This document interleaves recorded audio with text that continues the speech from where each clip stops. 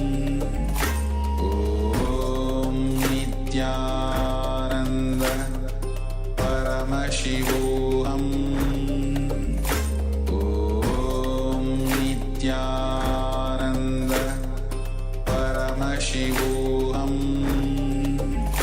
Om Nityananda Paramashivoham Om Nityananda Paramashivoham Om Nityananda Paramashivoham Om Nityananda Paramashivoham Om Nityananda Paramashivoham Om Nityananda Paramashivoham Om Nityananda Paramashivoham Om Nityananda Paramashivoham Om Nityananda Paramashivoham Om Nityananda Paramashivoham Om Nitya. Yes, welcome back. So we request you to take a moment and let us know how you went for this round 1 of the power manifestation. So we projected an image and we requested you to connect to Paramashiva and ask Paramashiva to manifest through you to see what was being shown. Yes, so Danilaya says, I saw a sea. Thank you. Anyone else?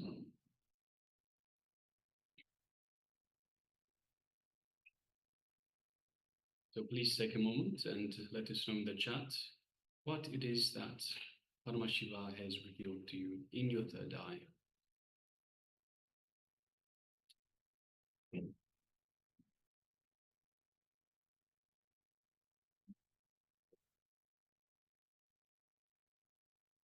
Okay, so shortly we'll be reposting the image that we had displayed earlier.